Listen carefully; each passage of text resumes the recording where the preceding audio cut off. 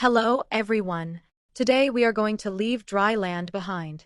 We are going to step away from asphalt and civilization to venture into the most hostile, dark, and unexplored environment on our planet, the deep ocean. I'm going to tell you a story about the colossal engineering that keeps our world connected, and how the infinite cheapness of a corporate executive, who believed the ocean floor was as flat as a swimming pool, turned the continent's most ambitious telecommunications project into a lethal steel whip. I am the chief subsea installation engineer for a global telecommunications consortium. My office isn't a building, it is a cable-laying ship, a 500-foot steel giant that roams the oceans. Our job is to lay the immense transoceanic fiber optic cables that connect entire continents to the internet. We are talking about a cable the thickness of a human arm, heavily armored with layers of galvanized steel and polyethylene, capable of withstanding the brutal, crushing pressure of the seabed. In the holds of our ship, we carry gigantic drums holding thousands of miles of this cable, valued at hundreds of millions of dollars. Laying a submarine cable is not like tossing an extension cord down your hallway. The bottom of the ocean is not flat.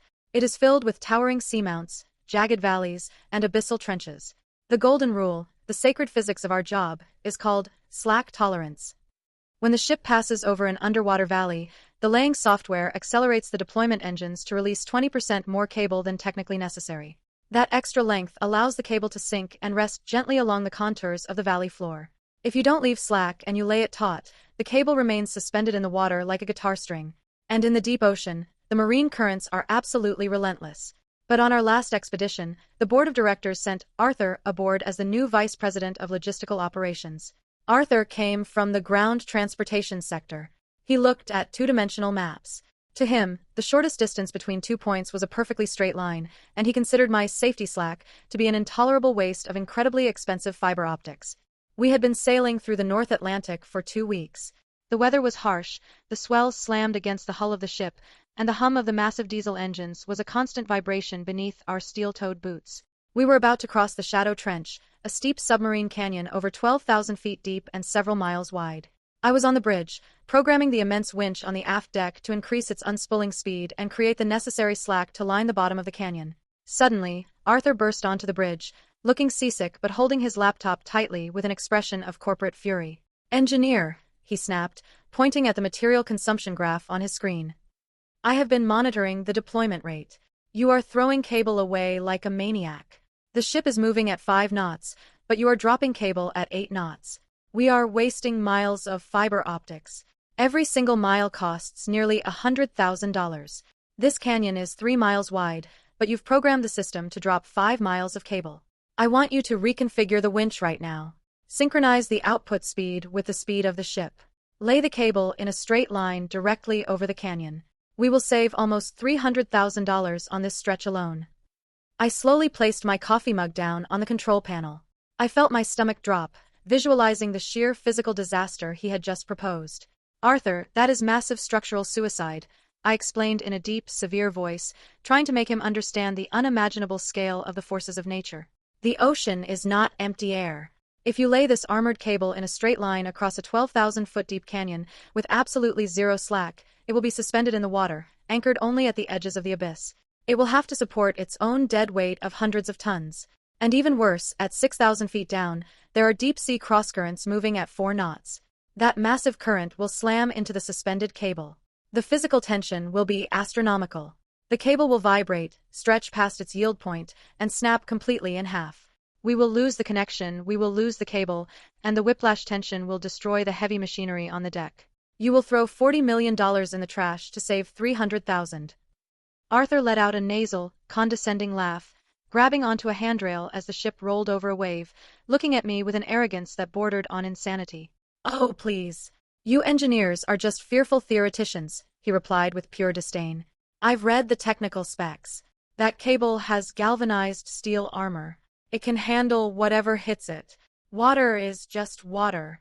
At my old trucking company, we shortened routes by taking back roads and saved millions. This is a direct order from management. Either you remove the slack in the winch software right now and lay that cable tight, or I'll use the satellite phone to call the CEO, fire you for gross insubordination on the high seas, and go down to the engine room to reprogram the winch myself." Any maritime engineer knows that hydrodynamics and abyssal pressure do not negotiate with corporate accountants.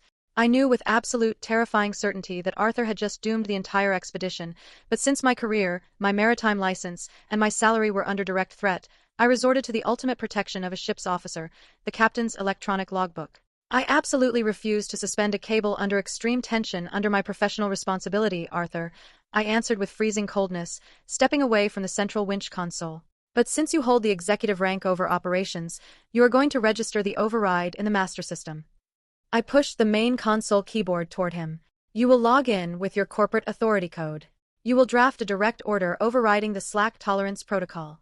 You will demand that the cable be laid under linear tension synchronized with the ship's speed. You will put in writing that you formally reject my technical warning regarding suspended mass, the impact of abyssal currents, and the tensile snapping of the cable. And you will sign that you assume, personally, legally, and financially, full responsibility for the catastrophic damage to the ship's machinery and the loss of $40 million in fiber optics. Arthur rolled his eyes with childish irritation. If this cowardly maritime bureaucracy makes you feel better, I'll sign it, he declared. He typed in his code, drafted the suicidal order completely ignoring the flashing yellow warning lights on the monitor, and validated the command. There's your permission slip. Now, tighten that cable and let me show you how to optimize resources. I complied with his order. I hit the tension lock switch. Down on the aft deck, the gigantic motors of the winch roared, physically breaking the cable's exit. The steel beast began to lay out in a perfectly straight line, taut as a violin string over a dark, bottomless abyss. For the first hour, as we crossed the first half of the submarine canyon, Arthur was beaming. He paced around the bridge, bragging about how the cable-saved counter was ticking up on the screen. But far beneath us, 10,000 feet deep, the relentless, crushing physics of the ocean were doing their job. On the topographic sonar screen, I watched as the immense North Atlantic bottom current crossed the canyon perpendicularly. A massive, invisible river of freezing water, moving at a terrifying speed. And our cable was strung right across the middle of it. At 2 hours and 15 minutes into the crossing, the entire ship gave a violent, sickening lurch. It wasn't a wave. It was a massive mechanical jerk that came directly from the stern of the ship. The tension meters on my main console screens flipped from a calm green to a bloody, flashing red instantly.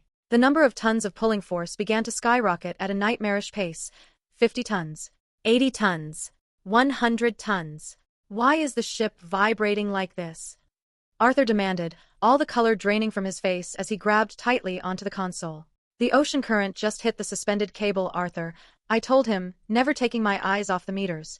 It is pushing the cable violently to the south. And because there is no slack, it is physically anchoring us to the bottom of the ocean. The cable is about to reach its fracture limit. Down on the aft deck, the noise was deafening. The gigantic steel winch began to groan and shriek under the monstrous tension. The arm-thick armored cable stretched so hard that the polyethylene outer jacket began to crack and tear, emitting thick smoke from the extreme friction against the steel rollers. At exactly 2.5 hours, the ocean won the battle. The cable hit an unbelievable 150 tons of tension. And then, crack! The sound was exactly like the firing of a naval cannon. The armored cable snapped completely in thousands of feet below the surface. The whiplash effect on the ship was devastating. The suddenly released tension caused the end of the cable still attached to the ship to snap backward at supersonic speed. The immense, frayed whip of galvanized steel swept violently across the aft deck, absolutely obliterating the heavy winch machinery, blowing the directional steel pulleys into the air, and crushing the thick safety railings as if they were made of aluminum foil. Fortunately, safety protocols required the deck to be completely clear of personnel during a tense lay, so no one was killed. But the financial disaster was absolute. The broken end of the cable, along with 250 miles of already laid fiber optics valued at $40 million, sank uncontrollably to the bottom of the shallow trench, lost in the abyssal mud forever. Arthur was curled up in a ball on the floor of the bridge, white as a sheet of paper, physically trembling as he listened to the critical damage alarms howling throughout the entire ship. He had just realized that his whim to save $300,000 in fiber optics had destroyed heavy deck machinery and sunk $40 million into the ocean.